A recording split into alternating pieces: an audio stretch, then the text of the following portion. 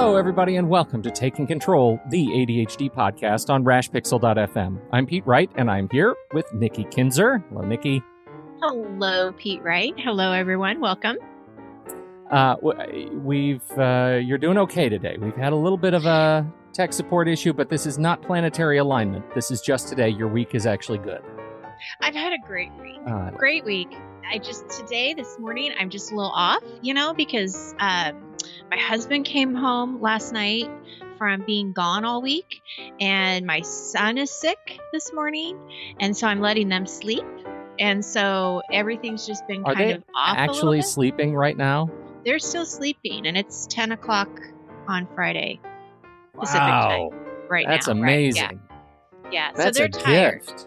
They're tired. So, the technical stuff kind of threw me, but my anxiety's a little high today. I don't know why. Well, but you've kind of, I'm worried about my dog, worried about the blue light on my microphone. I can't get the recording right, but everything's fine. I'm going to take a deep breath. That's right.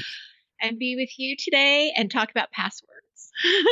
That is the first thing we're talking about, and it's amazing. The second thing we're talking about is, oh my goodness, I got in a complete rat hole about a thing that, if you experience this, could be equivalent to smoking 15 cigarettes a day if you've never touched a cigarette in your life. And that freaks me out. Talk about anxiety. So we're going to talk about that in just a little bit, and the relationship of it to ADHD. Before we do that, head over to takecontroladhd.com. You can get to know us a little bit better. You can listen to the show there on the website or subscribe to our mailing list, and you'll get an email each week with the latest episode. And yes, we've updated our terms of service. We did, and I sent an email. You did. You joined the Big Boys Club. I did, because you know what? Yeah. I may be small, but someday I may be big. You are small but mighty. Yeah, no, it's really funny because, yes, you get these emails from all these big companies saying we did this. And really, it hasn't changed much of what I would normally do anyway. I mean, I'm very transparent. If you don't want to be on my mailing list, then, unsubscribe. It's totally fine. But yeah, I thought, you know what? Everybody else is doing it. I'm going to do it too. So I sent out an email about it.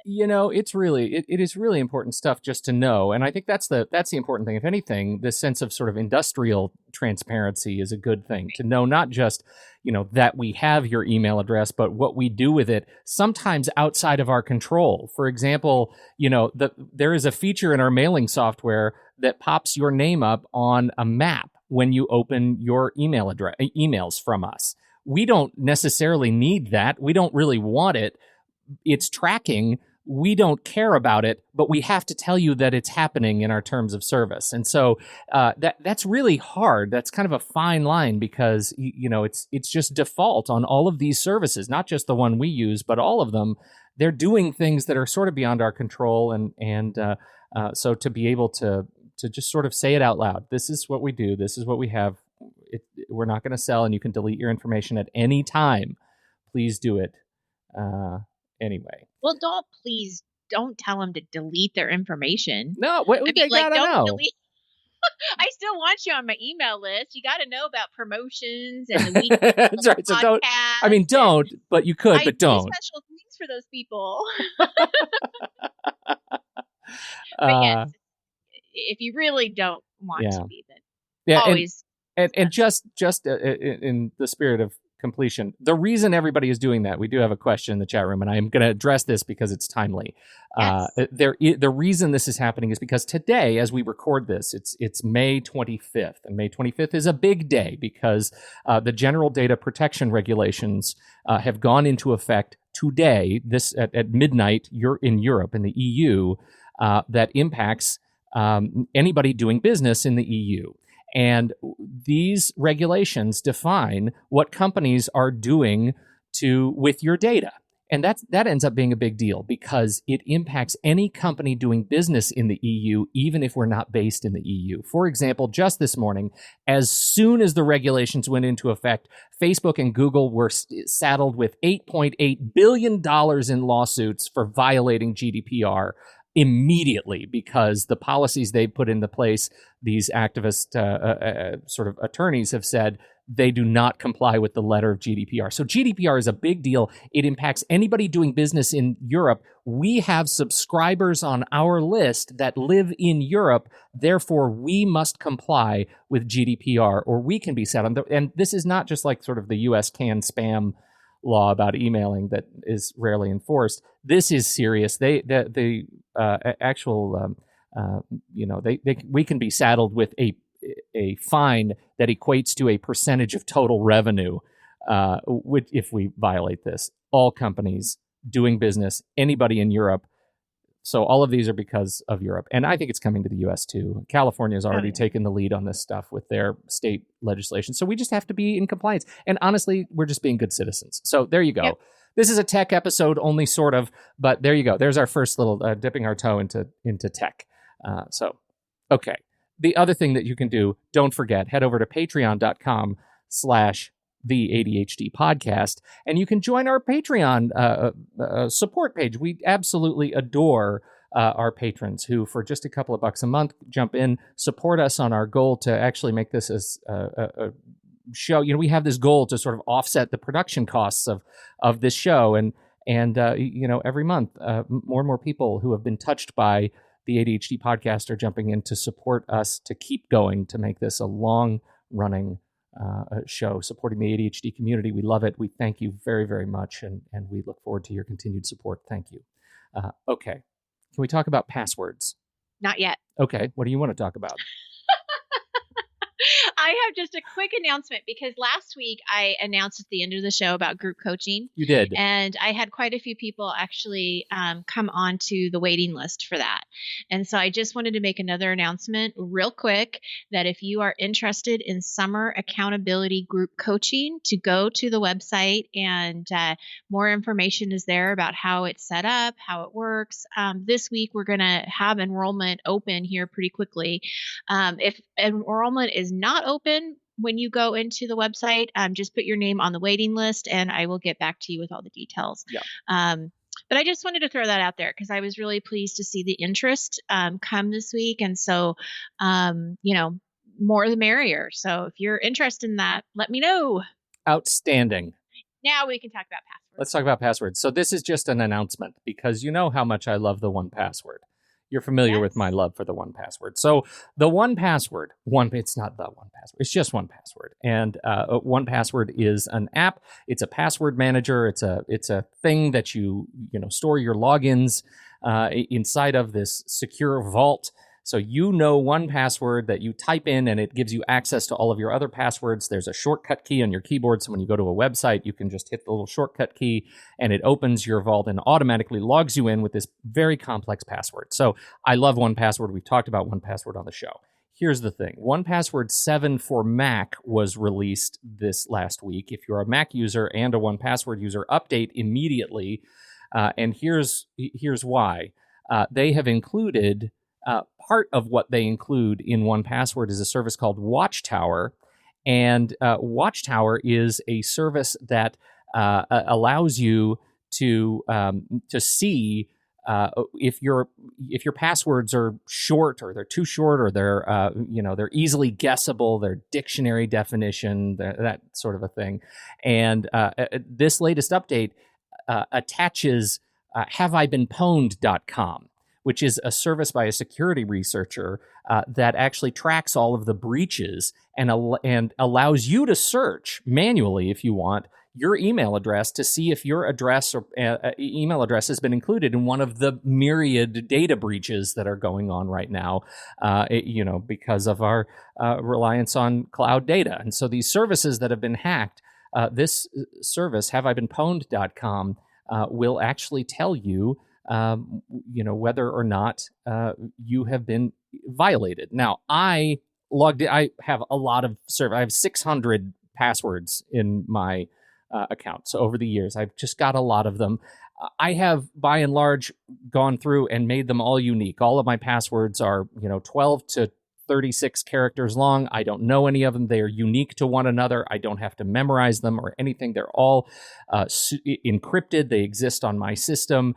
And anyhow, this service now lets me know right on the password login look, this password is listed in a have I been pwned breach. That means it is of the utmost importance that you change this password immediately and make it something complex, because it's been sold. Like, it's in a basket of data that is being sold right now. Like, you've been breached. Change your passwords. You don't know when people are going to, when bad actors are going to have their way with your data. And that's a huge deal. That's a really big deal. So I would definitely, at least, even if you don't get it, so 1Password, even if you don't use 1Password, go to haveibeenpwned.com and just search for your email address. We did this last night with a couple of my clients and found many of them, their business email addresses were, violated and on the open market. The address is literally have I been pwned, PWNED. So HAVEIBEEN PWNED.com, and just enter your email address and click pwned. You don't enter your password. You don't enter anything like that. It just searches against the number of websites that have been breached. And it'll tell you exactly, you've been breached in a Dropbox attack, you've been breached in a LinkedIn attack, you've been breached any number. It's PWNED, not O. The O is gone. This is like tech, this is gamer speak. And so pwned, PWNED.com. Have I been pwned.com. Check it out. Very much worth the trouble. And we discovered, because I actually have a number of accounts working with you, Nikki, that you had been pwned. Yeah, I was pwned, and then I corrected it. You did it with fast. 1Password. You did, and you were very proud of me. You even said, "Nikki, this is a very proud moment." Yes, I was proud. Yeah. It's super useful, and so I highly recommend something like that. If you're concerned about using a password vault, absolutely. Just there's a ton of research about on both on and off these services sites that where security researchers are looking at the actual encryption. The biggest thing to be afraid of when you're using these password vaults is that is social hacking, right? Is that somebody is going to guess your password to your vault, and that's on you. If you have 1Password and you put your 1Password to all of your other passwords on a sticky and you stick it on your monitor, that's on you. You're going to get hacked. You're going to get your password hacked, and then you lose all of the stuff in your vault, and that's not great. But if you have one good password, you can change all your other passwords and trust that it is in an encrypted system. I did my own research on this, and I feel solid. I trust the service. I trust the company. I trust the leadership of the company. I trust the engineering team. I follow them on Twitter. I feel good that they have my best interests at heart, and I stick with it. But you have to come to that term of trust. There are people who just will not trust password vaults because of that one question: what if the vault gets hacked? But the alternative, in my experience, is those people end up using the same password that's dictionary guessable for every single website that they actually log into, banks, travel sites, whatever, and that is dramatically less secure than one of these password vaults. So your mileage may vary. Please do the research, but it is best practice to definitely get on board with this stuff. Using it so far. So what does this have to do with cigarettes? Now you're changing topic. This was my digital contribution for the week. Oh, that's a different topic? Yep. That's a different topic. Oh, I thought that was going to be something to do with passwords. Not at all. Sorry. No. Are we done with passwords? Any questions about passwords? Because I'll move on. Good. I'll move on. Okay. Nikki, have you seen this meme going on by the time you're 35? Have you seen this? No. It's on social media. It's on Facebook. It's on Twitter. By age 35, you should have ... And it started from MarketWatch, CBS MarketWatch Twitter account. They posted this thing, this link that said, by 35, you should have twice your salary saved, according to retirement experts. Okay, which, say what you will about that number or that financial advice, probably makes a lot of sense. You should do that.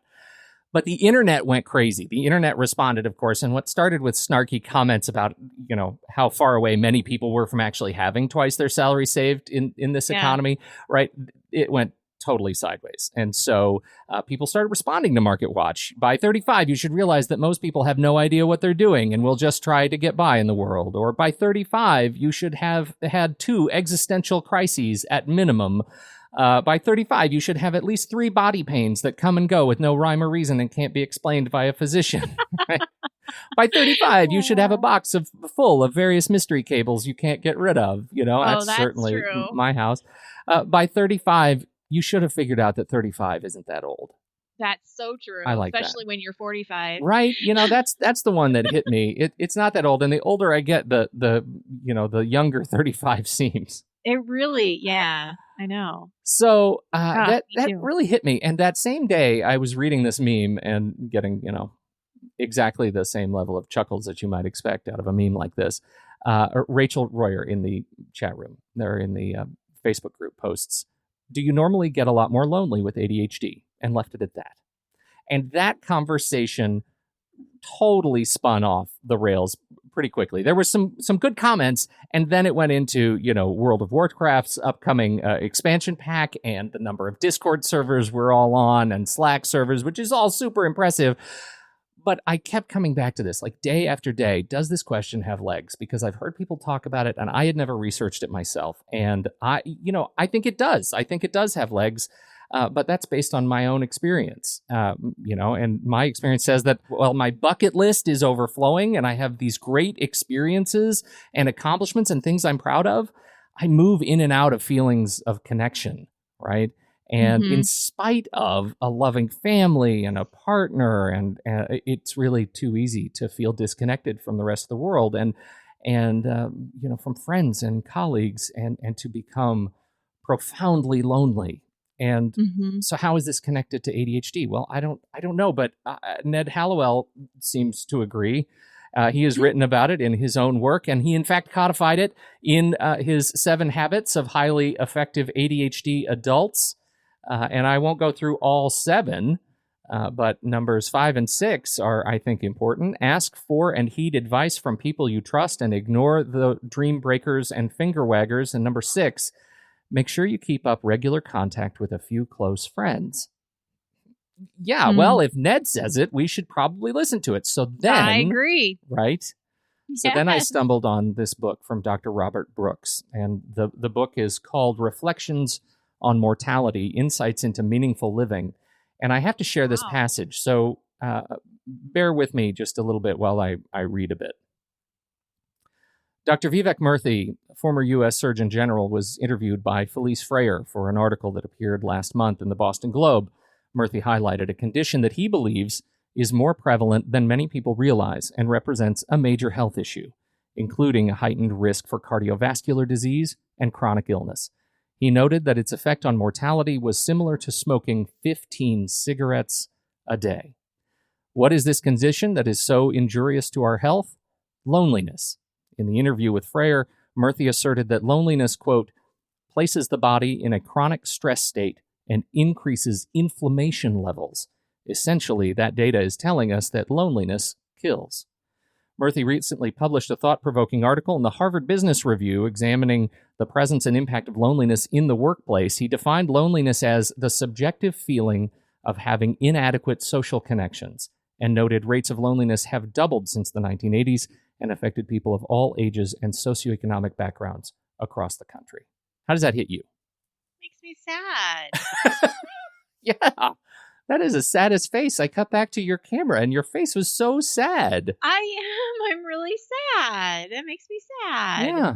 It makes me sad. And I for a couple reasons. I specifically because I work with I work with a lot of clients, and I've seen this, I've heard this before in my clients, feeling like they wish they had more social interaction, or they feel like something's missing, or they get into that state of loneliness. And I think that, like what you were saying before, I can relate to it too, especially with my anxiety.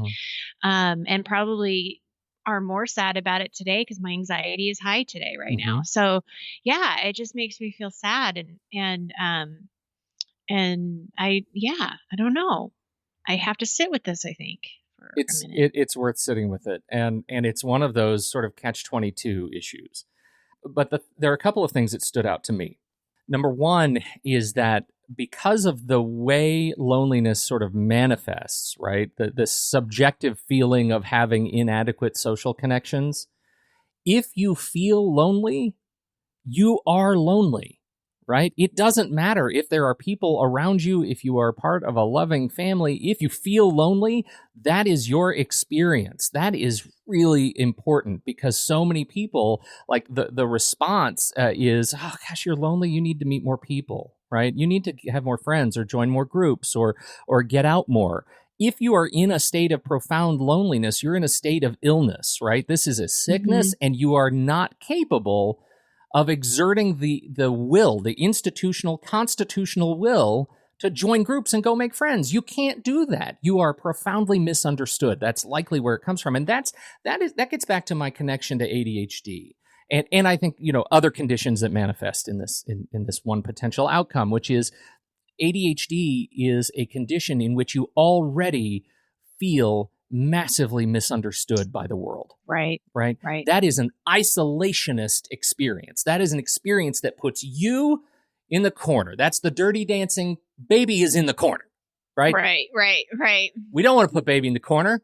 Swayze didn't put Baby in the corner. No, he did not. He threw her up in the air and caught her. Yes, he did. In the water. He put Baby and in then the on corner. The dance floor. So the trick with loneliness is I think fascinating. So this is what I've been reflecting on. Loneliness, combating loneliness has to be a community effort, because it's one of those things that you can't do yourself. It's very difficult, challenging to find the will to go, medicate or whatever. You can't do it, and we don't actually do well at conditioning ourselves, to get through this state. We aren't taught the skills of doing this, right? I mean, this is not something we're taught in school. There's so many interventions that we're taught in school, and we're not taught this one. So here are some other things. When your relationships cannot be dictated, but they can be influenced. And so when you are feeling strong, it is endemic on all of us to actually go out and be more aware of those who may be lonely without us. If you haven't seen a friend or colleague in a while, you should reach out and talk to them. Positive relationships, says this Dr. Murthy, positive relationships are forged, and resilience is reinforced when people are engaged in activities that enrich the lives of others. I've heard that before. Yeah. How so? In the sense that, when I was doing the happiness project, when I was reading the Happiness Project, that, and I don't remember if it was actually from Gretchen Rubin or if it was something I read somewhere else, but that volunteering and doing things for other people help you feel, I don't know, it sounds kind of weird, but brings joy in your life. Yeah. It brings happiness to your life because you're helping somebody else out. You're giving yourself to somebody else that is in need. Yeah, right. Here's another one. High quality relationships must be grounded in love and informed by kindness, compassion, and generosity. Murthy cautioned that although these qualities are often interpreted as soft, at work in particular, in fact, studies show that positive emotions enhance performance and resilience. Nikki, we do not teach love informed by kindness, compassion, and generosity in school. Well, no. Mm-mm. We don't teach that. There are communities and teachers that attempt to model it, but we don't teach it. And the thing that comes out of this for me, if you're a manager, model and invite others to model how to build stronger relationships.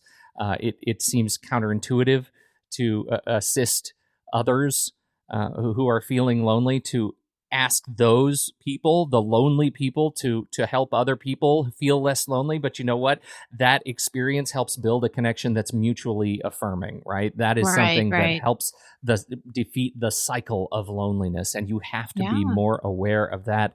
It is our responsibility to help one another. So, I model generosity and grace and model openness and be aware of those around you who are observably lonely and reach out to them, show them what inclusive looks like, knock on doors, invite the light in, so to speak. Yeah. It's really, really important. And so I don't want to get stuck too much in this, in this sort of chicken or the egg discussion, but the apparently the United Kingdom or Britain specifically has a minister of loneliness now, and we'll see what happens Interesting. with the minister of loneliness. But this is a passage I wanted to share out of this work. The world is suffering from an epidemic of loneliness. If we cannot rebuild strong, authentic social connections, we will continue to splinter apart in the workplace and in society.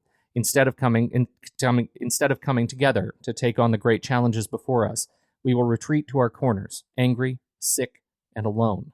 We must take action now to build the connections that are the foundation of strong companies and strong communities, and that ensure greater health and well-being for all of us.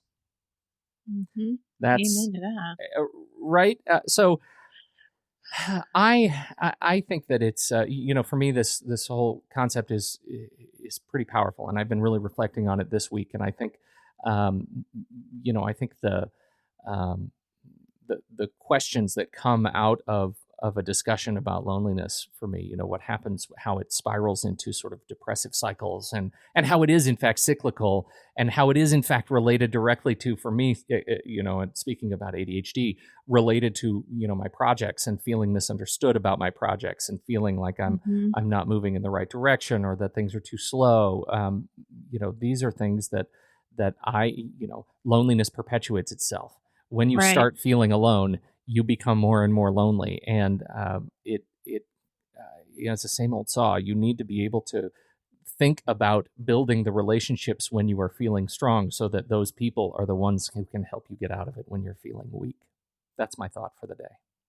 I'm glad that this actually resonated with you, and you were able to be able to reflect and share with our listeners, because I think it's important. And I think in today's society, every week we are getting information on the news about another school shooting. And I have to say that, what you've hit here is something you said it's not taught in schools. And I hope that changes, because if that was taught in schools, would we see some decline in what these young people are feeling? I don't know. I don't want to have a debate on what is the cause, because we don't know. But this just hit me when you were talking about this. Yeah, if anything, I don't necessarily need to think about those sort of specific things, but I do think that we can do a better job of relating to one another. And this gets me back to the meme by 35. Right. It took me decades to figure out how to look my best male friends straight in the eye and say, I love you. Right? That was so hard. It was so hard to figure that out, to look at my friends who are not my family, who are not my wife, and say, I love you. I love you for who you are in my life. I love you for what you represent when I'm lonely. I love you for being able to reach out to me when I need it and drag me out. And I love you for going to stupid movies, right? Like that is a level of vulnerability that we aren't taught, and it is incredibly frustrating. And I hope that I hope we are getting better at it. I hope we are. I'm seeing these sort of isolated bits where these experiences where teachers are getting better at it, where institutions are getting better at it, where companies are getting better at it. But I feel like we're a long way off. Thanks for putting up with my diatribe. Yeah. Right? Yeah. Right? There's so many ways we could go with this, but yeah, I think we're good today. Yeah, don't beware of the isolation that comes with ADHD. That's the connection, because it can lead to something that many people are experiencing, ADHD or not, but that is a trigger for those of us who are living with it. That's it. Yeah. That's all I've got. Thank you. Great. Yes. Thank you, Pete. Well, thank you, Nikki. Thanks for I love these Pete sessions.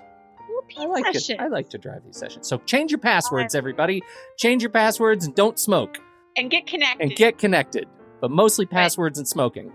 You're okay. Connect in your own like way that you need to connect. Like, we're not telling you to go join a group. Like, No. Although if you want to be a part of my accountability group. Yes, or our Patreon subscribers. We sure would love that too. Come so on. Either one. Yeah, could jump on in. And thank you everybody for. We have to make some light and stuff, right? Get all the dark. That's right. Thank you everybody for downloading, listening to this show. We sure appreciate your participation, and thanks, double, triple thanks for our patrons. Patreon.com/the ADHD podcast. We hope you'll consider supporting the show. On behalf of Nikki Kinzer, I'm Pete Wright. I'm gonna go tell a man I love him. Awesome. Me too. All right.